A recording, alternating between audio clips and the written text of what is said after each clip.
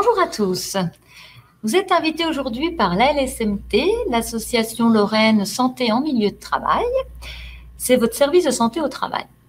Le but de l'association Lorraine Santé en milieu de travail est d'assurer le suivi de santé des salariés au travail et de conseiller l'employeur et ses salariés dans le domaine de la prévention. Aujourd'hui, nous sommes là dans le cadre du mois sans tabac, en rapport avec notre groupe de travail addictologie. Ce support a l'objectif de vous informer et de vous sensibiliser sur ce sujet. Il vous est présenté par Dr Martini. Bonjour.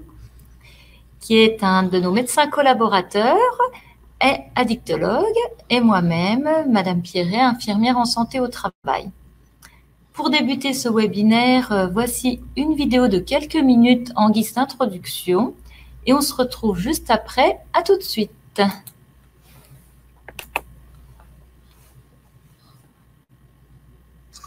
Messieurs, si je vous ai fait venir en urgence, c'est que nous avons un énorme problème. Nous avons plus de 60 tonnes de déchets toxiques sur les bras. De l'acétone, du cadmium, de l'ammoniac. Il faut absolument trouver une solution pour nous en débarrasser et vite. J'attends vos propositions. On peut pas les envoyer dans une usine de retraitement? Non, trop cher. Faut faire comme la dernière fois, on achète un terrain et on les enfouit discrètement. Non mais c'est fini cette époque, on aura les écolos sur le dos en moins de 24 heures. Et les embarquer vers un pays moins regardant. Non mais c'est tout. Vous pouvez pas me trouver une solution plus simple, plus économique, plus efficace? Et si on les faisait avaler aux gens? Avaler. C'est des trucs dégueulasses, ils vont s'en rendre compte. Non, à petite dose, un peu tous les jours. Ils se rendront compte de rien. Le tout, c'est de les habituer le plus tôt possible. Avec des jeunes, par exemple. Au marketing, les gars n'ont qu'à leur suggérer que c'est cool et rebelle. Ça marche à tous les coups. Mais ça se présenterait comment, votre truc, là? Je crois que je vois assez bien comment ça pourrait être. Arsenic, acétone, DDT, ammoniac, polonium 210. Fumer, c'est servir de décharge aux pires produits toxiques. Ne vous faites pas rouler par la cigarette. Et ça va nous coûter combien, votre affaire? Bah rien. Les jeunes sont prêts à payer pour avaler ces merdes.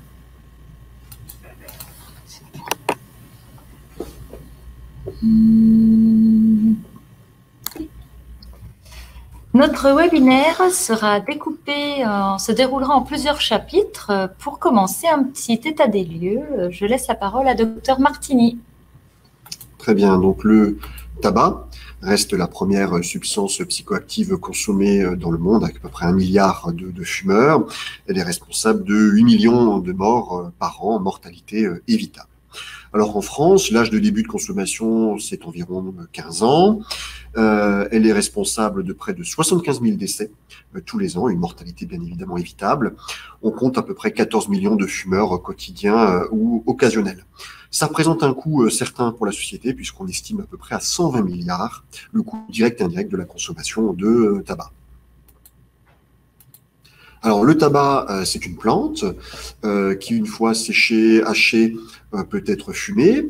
Sur le plan industriel, on y rajoute des agents de texture, des agents de saveur, et elle est essentiellement consommée dans le monde sous forme de cigarettes industrielles. D'autres modalités de consommation, c'est le tabac à rouler, souvent moins cher. On peut à la fois rouler des cigarettes ou alors utiliser une pipe. Une autre modalité de consommation qui est arrivée récemment en Europe, d'origine orientale, c'est la chicha, avec l'ouverture même de bars spécifiques à la chicha. C'est un procédé où on va chauffer le tabac sur une petite coupelle, un tabac qui est souvent aromatisé, et la fumée va transiter par un récipient d'eau, mais finalement on a les mêmes effets qu'une cigarette avec des produits toxiques et la nicotine, le produit qui va rendre dépendant. Alors, le nouvel avatar, c'est le tabac à chauffer. Elle est largement développée par l'industrie du tabac. Elle est tout aussi dangereuse, et là c'est un leurre, elle est tout aussi dangereuse que la cigarette classique. On va chauffer donc le tabac et libérer ainsi la nicotine, le produit qui rend dépendant, mais également des produits nocifs, dont nous verrons les détails tout à l'heure. Passons à l'autopsie d'un meurtrier.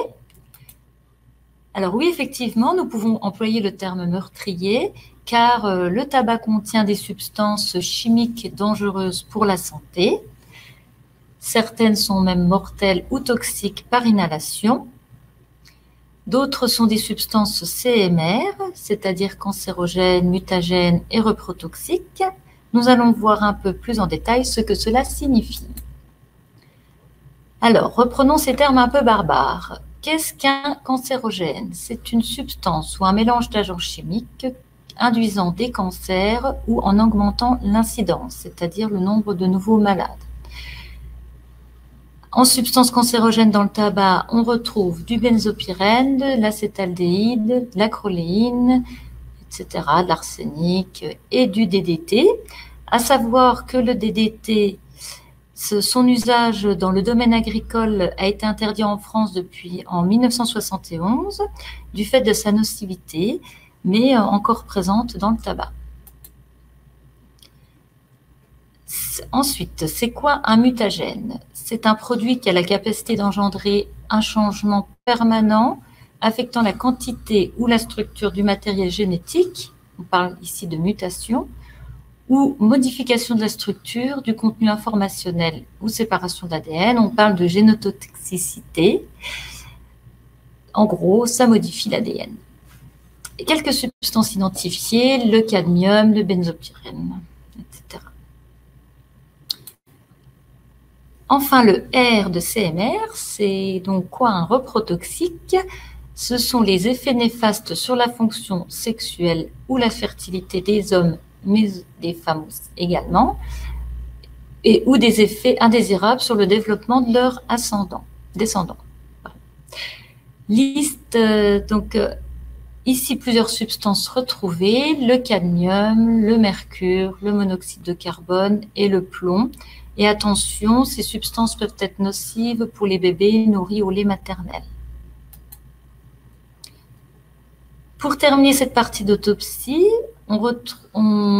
c'est quoi un agent chimique mortel ou toxique par inhalation?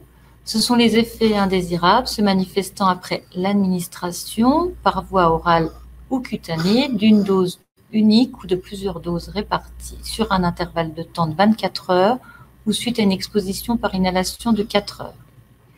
On retrouve de nouvelles substances comme le méthanol, le monoxyde de carbone, l'ammoniac, l'arsenic. Donc, ce qu'on peut retenir, c'est que dans chaque cigarette, il y a des produits chimiques et c'est surtout la répétition du comportement et de la consommation qui est toxique pour la santé. Petit point sur la cigarette électronique et notamment la vapoteuse. Donc la vapoteuse, c'est un dispositif électronique qui va générer de la chaleur et chauffer un liquide. Ce e-liquide, c'est essentiellement du propylène glycol avec de la nicotine ou pas, puisqu'on trouve des liquides sans nicotine. Alors c'est non cancérogène dans l'état actuel des connaissances. La nicotine, c'est le produit qui va remplacer la nicotine sale qui vous est apportée par votre cigarette de tabac. Et on y rajoute la plupart du temps des arômes. Alors attention aux arômes, certains arômes sont considérés comme CMR. Alors ça demeure néanmoins un outil intéressant si vous souhaitez réduire votre consommation, dans un premier temps, visant un arrêt par la suite, ou alors tout simplement arrêter. Ça peut être effectivement un outil tout à fait intéressant qui vous apportera de la nicotine propre.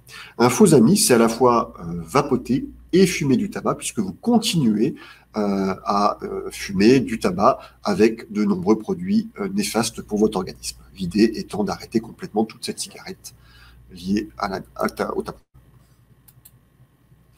Les effets et conséquences du tabac. Tout d'abord, les effets du tabac sur l'organisme.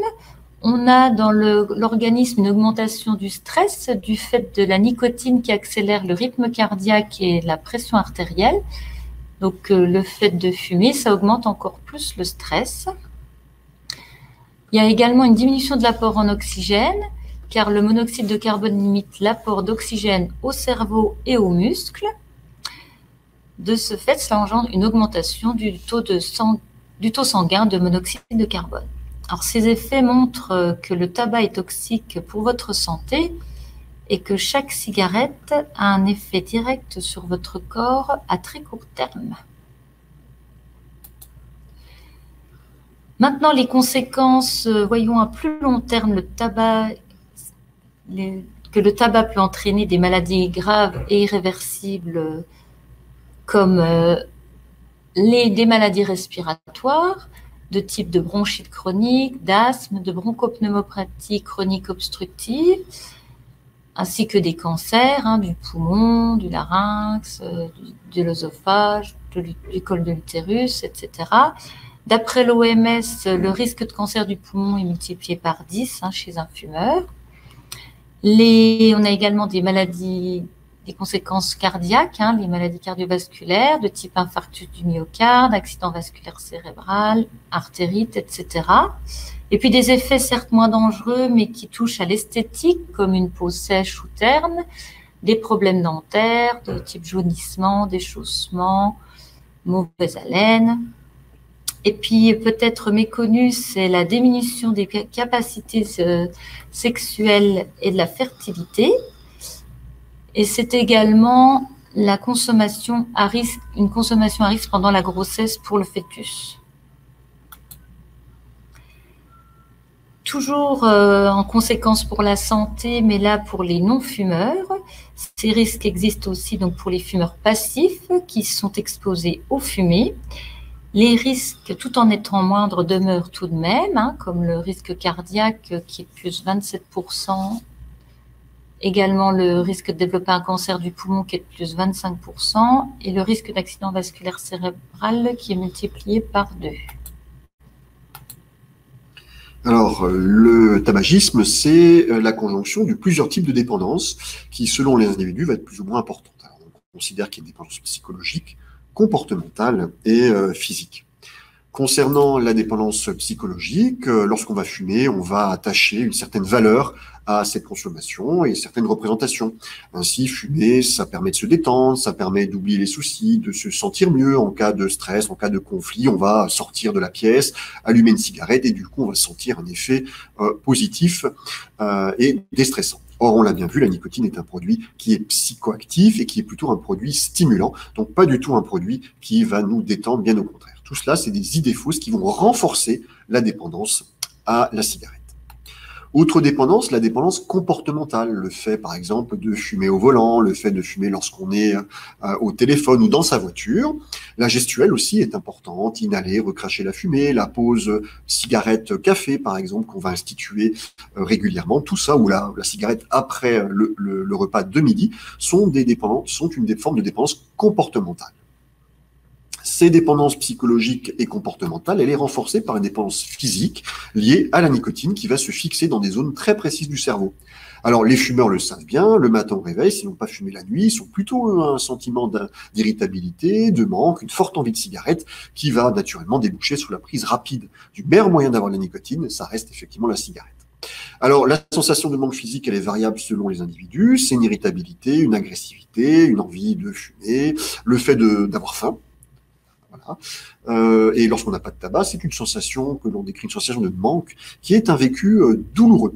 Alors, le cerveau peut se déconditionner de la nicotine, ça met un certain temps, c'est ce qu'on appelle une période de sevrage, où votre cerveau va revenir à un fonctionnement normal. Alors, la prise en charge, c'est une décision qui est intime et personnelle. Il faut d'abord effectivement avoir envie de faire quelque chose par rapport à cette consommation de tabac, s'en sentir capable et être prêt. C'est un chemin qui est semé d'embûches, c'est quelque chose qui se mûrit, qui se travaille, et plusieurs solutions peuvent vous être proposées, vous sont proposées éventuellement. Certaines solutions sont plus ou moins adaptées selon le moment où vous allez décider d'arrêter de fumer ou de réduire votre consommation. Il est toujours temps de changer d'objectif, arrêter, réduire, etc. Vous pouvez tout à fait en parler à des personnes de votre entourage. Et notamment, si on continue à la prise en charge, vous adressez à votre médecin traitant ou à d'autres professionnels de santé qui désormais sont formés à l'aide au sevrage tabagique et à la prescription de substituts nicotiniques, sage-femme, kiné, pharmacien, infirmier et votre dentiste.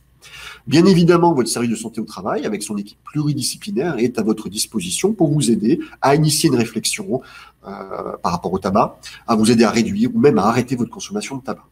Des consultations de tabacologie sont également réparties dans l'ensemble de la France. Elles regroupent des médecins spécialisés en tabacologie, des infirmières, des psychologues et des diététiciennes. Tout ça concourt à vous aider à modifier ce comportement de tabagisme. Alors, que proposer? Alors, vous avez, dans un premier temps, le traitement pharmacologique. Alors, les traitements pharmacologiques qui sont validés, ce sont les substituts nicotiniques. Alors, on parle de dispositifs patch transdermiques, de gomme à mâcher, de comprimés à sucer ou tout simplement l'inhaleur. Ce sont des traitements qui sont sur prescription et remboursés sécurité sociale. La méthode pharmacologique sur prescription médicale uniquement, c'est le Champix, la varenicline qui est remboursée. Le Ziban, pour sa part, est en alternative, un troisième traitement d'alternative. Il n'est pas remboursé.